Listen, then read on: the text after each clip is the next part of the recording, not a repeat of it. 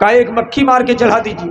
ایک نے چڑھا دیا وہ جہنمی ہو گیا، دوسرے نے کہا میں نہیں چڑھاؤں گا، وہ شہید کر دیے گئے، قتل کر دیے گئے. تو اعلیٰ درجے کا مومن ایک مکھی معمولی چیز. اور یہاں ہم شرک کرنے پر آمدہ ہیں. آپ تمام واقعہ سن چکے ہیں کہ حضرت بلال رضی اللہ تعالیٰ عنہ کو گرم بالوں کے ریتوں پہ لٹا کے سینے میں پتھر رکھ کے کہا جاتا تھا شرک کرو، ایک اللہ کہنا چھوڑو. تو بھی بلال نہیں چھوڑے. ہمارے آپ کے طرح کمزور مسلمان ہوتے تو جے شری رام جیسے پڑھ رہے ہیں اور کچھ کر لیتے. حضرت خبیب کی کہانی آپ جانتے ہیں.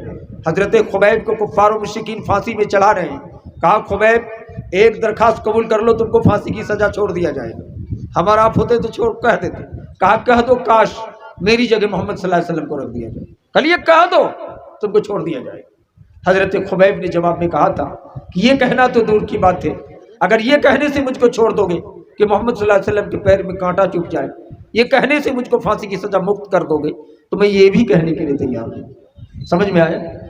یعنی پھانسی کی سزا سے بچنے کے لیے یہ لفظ بھی کہنے کے لیے تیار نہیں کہ محمد صلی اللہ علیہ وسلم کے پیر میں کانٹا چبھ جائے. یہ ہے ایمان. اب جانتے ہیں حضرت عبداللہ بن حذیفہ کو ڈر دکھایا گیا لیکن ڈرے نہیں. اب جانتے ہیں مہیلاؤں میں میری ماں بہنیں وہ بھی آج اردو سمجھتی ہے، بہانہ کرے الگ بات ہے. حضرت سمیہ رضی اللہ تعالیٰ عنہ حضرت عمار کی ماں ہے، عورتوں میں سب سے پہلا خاتون ہے جو اللہ کی راہ میں شہید ہو گئی. حضرت سمیہ کو ابو جہل تلوار لے کے کھڑا ہے. سمیہ کے ایک پیر کو ایک اونٹ سے باندھ دیا، دوسرے پیر کو رسی سے دوسرے اونٹ پہ باندھ دیا. کہا سمیہ دونوں اونٹ کو بھگا دیا جائے گا، تمہیں پھاڑ دیا جائے گا، چیر دیا جائے گا، تلوار سے ٹکڑا کر دیا جائے گا. سمیہ ابھی بھی اللہ کے دین کو چھوڑ دو. میری مائیں کہتے ہیں عورت کا دل کمزور ہے، برداشت نہیں کر پاتی ہے. یہ ماں سمیہ ہے. حضرت سمیہ رضی اللہ تعالیٰ عنہ قربان ہو گئی، شہید ہو گئی، لیکن شرک نہیں. حضرت معاذ بن جبل نبی نے یمن کا گورنر بنا کر بھیجا. کہا معاذ یمن جا رہے ہو، قتل کر دیے جاؤ، جلا دیے جاؤ، مار دیے جاؤ، پھر بھی اللہ کے ساتھ کسی کو شریک مت کرنا. حضرت معاذ کو رضی اللہ تعالیٰ عنہ کو نبی نے وصیت کی. دوستو بزرگوں، بہت سی مائیں کہتی ہوں گی کہ اگر سب لوگ خراب ہو تو ہم اکیلا عورت کیا کر سکتے ہیں. میری مائیں اکیلا کی عبرت موجود ہے. فرعون کی بیوی کا نام آپ نے سنا ہوگا. فرعون نے کہا تھا میں سب سے بڑا اللہ ہوں، نعوذ باللہ، انا ربکم الاعلیٰ کہا تھا. فرعون سب کو سجدہ کرواتا تھا. ایک اونچی کرسی میں فرعون بیٹھ جاتا تھا، اب پورے رعایا بوڑھے عورت مرد بچہ چاروں طرف سے گول ہو کر جیسے کعبہ کا سجدہ کرتے ہیں، کعبہ کو سامنے رکھ کر اللہ کا سجدہ کرتے ہیں، اسی طرح فرعون کرسی میں بیٹھا رہتا تھا، چاروں طرف لوگ اس کا سجدہ کرتے. فرعون کو خبر ملی کہ آپ تو سب کو سجدہ کرا رہے ہیں لیکن آپ کی بیوی حضرت آسیہ علیہ السلام آپ کا سجدہ نہیں کرتی.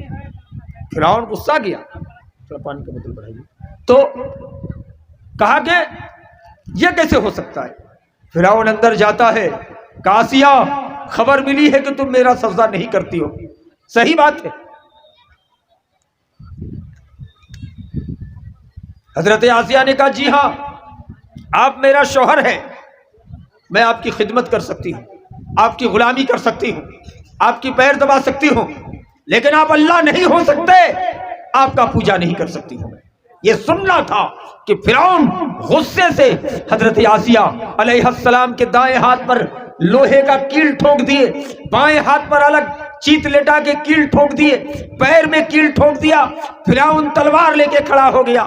کہا کہ ابھی بھی چھوڑو موسیٰ کی دین کو، ایک اللہ کہنا چھوڑو، مجھ کو اللہ مان لو، نہیں تو تم کو یہی سزا دی جائے.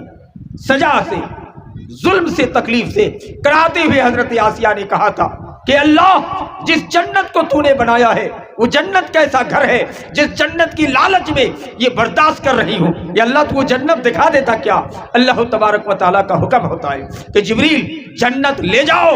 دنیا بننے کے بعد اور قیامت تک کسی عورت مرد کو جنت دنیا میں نہیں دکھایا گیا ہے اور نہ دکھایا جائے گا، لیکن جاؤ میری خاص بندی فرعون کی جوزیت میں رہتے ہوئے بھی استقامت فی الدین کا لوہا منوا لی ہے، اس لیے جاؤ آسیہ کو دنیا میں جنت دکھا کر اٹھا کے لے چلے آؤ. حضرت آسیہ علیہ السلام فرعون کی بیوی تھی، ان کو دنیا میں جنت دکھایا گیا.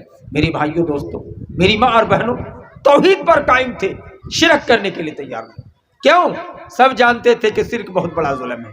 اللہ نے قرآن میں کہا ان اللہ لا یغفر ان یشرک بہ ویغفر ما دون ذلک لمن یشاء، بے شک اللہ حالت شرک میں مرنے والے کو معاف نہیں کرتا ہے، اس کے علاوہ جس کو چاہے گا معاف کرے گا۔ اگر کوئی حالت شرک میں مر جائے تو دائمی جہنمی ہوگا۔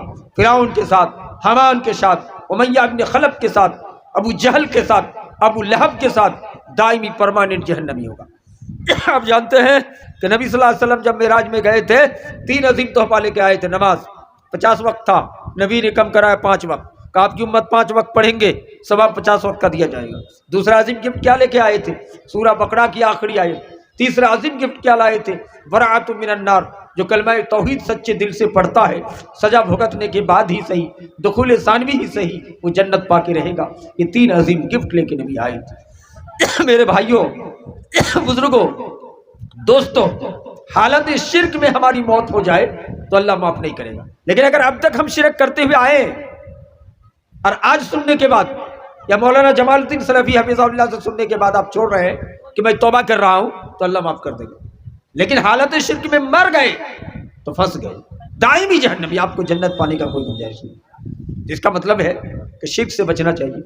شرک کی کہانی آپ کو سنایا، کتنا بڑا ظلم ہے آپ نے دیکھا، اور صحابہ کرام اور بزرگان دین، ماں اور بہنوں کی استقامت، دین پہ اٹل رہنے کا سسٹم آپ نے دیکھا، جس کو اللہ نے قرآن میں بیان کیا، ان الذین قالوا ربنا اللہ ثم استقاموا تتنزل علیہم الملائکہ، بیان کیا کہ وہ لوگ ہیں جس کو ایک اللہ کہنے پر اور اس پر ڈٹے رہے، جمے رہے، اس پر رحمت کے فرشتے اترتے ہیں۔ تو شرک ہم کو نہیں کرنا چاہیے۔ شرک کے علاوہ اللہ جو چاہے گا معاف کر دے گا، شرک کے علاوہ اللہ جو چاہے گا معاف کر دے گا، یہ اللہ کی مرضی کی بات ہے۔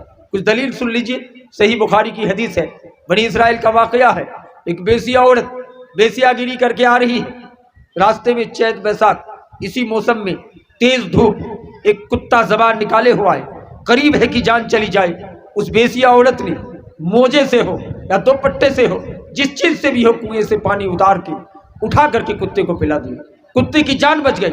اللہ کو ادا اتنا پسند آ گیا کہ اللہ تبارک و تعالیٰ نے اس بیسیا کے سارے گناہوں کو معاف کر کے اس کو جنتی بنا دیا۔ شرط ہے کہ بیسیا گیری کرتی تھی، لیکن اللہ کے ساتھ کسی کو شریک وہ صحیح نہیں ٹھہرایا جاتا۔ سمجھتے جائیے، شرک نہ کرنے کی وجہ سے اللہ کی مرضی، اللہ تعالیٰ نے اس کو جنت دے دیا۔ اسی طرح بخاری ہی کی حدیث بنی اسرائیل کا دوسرا واقعہ ہے کہ ایک آدمی آیا جو 99 آدمی کا قاتل تھا، اس نے قتل کر کے ایک مولانا سے فتویٰ پوچھا کہ میں زنا کیا ہوں، 99 آدمی کو قتل کیا ہوں، میری معافی ہوگی کہ نہیں، میں توبہ کر سکتا ہوں کہ نہیں اللہ کے دربار میں؟ کہا اتنا بڑا ظالم تم کو اللہ معاف کرے گا؟ غصے سے تلوار نکالا، مولانا کو بھی 2 ٹکڑے کر کے ذبح کر دیا، سب اڑا دیا۔ کہا اس سے بھی کوئی بڑا مولانا ہے؟ حضرت موسیٰ علیہ السلام کا دور تھا کہ موسیٰ نبی زندہ ہے، وہاں چلے جاؤ۔ وہ موسیٰ علیہ السلام کے گھر کی طرف رخ کر لیا، چل رہے ہیں، چلتے چلتے کافی دور چلنے کے بعد حضرت ملک الموت تشریف لائے، روح قبض کر لیا، ختم ہو گیا۔ آپ جانتے ہیں کہ نیک کاروں کی روح کو اللہ آسمان میں رکھتا ہے، ان الابرار